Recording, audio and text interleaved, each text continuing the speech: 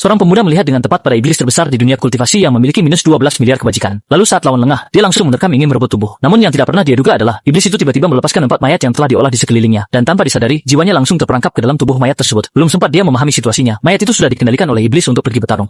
Dan alasan pemuda itu bisa berhasil merebut tubuh adalah karena di kehidupan sebelumnya, setelah menyelamatkan seorang gadis yang tenggelam dan meninggal, jiwanya masuk ke dalam menara reinkarnasi, artefak kuno di dunia besar. Menara reinkarnasi dapat melakukan undian reinkarnasi berdasarkan kebajikan jiwa semasa hidup, dan 10.000 kebajikan yang diperoleh Xingye dari menyelamatkan gadis kecil itu kebetulan cukup untuk 1 kali undian. Mungkin benar bahwa kebaikan dibalas dengan kebaikan. Kali ini undian membuatnya mendapatkan paket kultivasi, dapat mempertahankan ingatan, memasuki dunia kultivasi acak, dan juga memiliki kemampuan untuk berhasil merebut tubuh dengan persentase 100%. Proses merebut tubuh meskipun bisa dilakukan dengan cara yang mudah, tetapi yang bisa direbut tubuhnya hanyalah orang yang nilai kebaikannya negatif. Begitu memikirkan bahwa dirinya akan menyingkirkan seorang penjahat demi kebaikan, Xingye memilih orang dengan nilai kebajikan terendah. Bagaimanapun meskipun semua orang ini mengalahkan si iblis besar, setelah dia berhasil mengambil alih tubuh, dia hanya perlu bersembunyi dan hidup menyendiri. Yang paling penting adalah, si dewa jahat pasti sudah memiliki perlengkapan dewa tingkat maksimal. Tetapi meskipun idenya bagus, kenyataannya sangat kejam. Menara reinkarnasi tidak hanya bisa mengirimnya ke dalam jarak 10 meter dari si dewa jahat, tetapi juga bisa menyembunyikan semua aura sebelum dia melakukan pengambil alihan tubuh.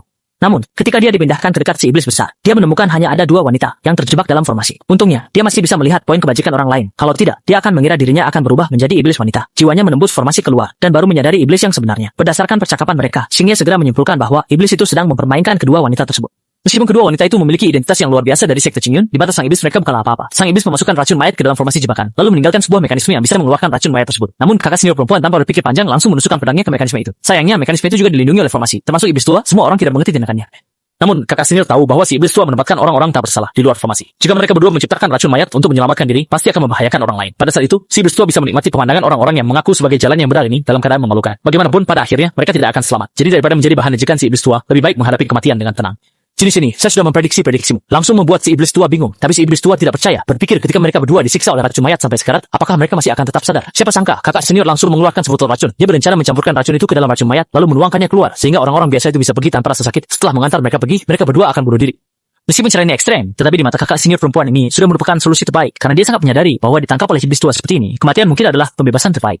Shanghai tahu sudah saatnya ditampil. Kalau tidak, semua orang akan dikirim pergi oleh kesadaran duniawi dari kakak senior. Tapi saat dia baru saja melompat, si iblis tua melepaskan mayat hidup untuk menghentikan tindakan kakak senior yang membuat satu-satunya kesempatan Shangye untuk merasuki tubuh akhirnya digunakan pada mayat hidup yang dikendalikan orang lain.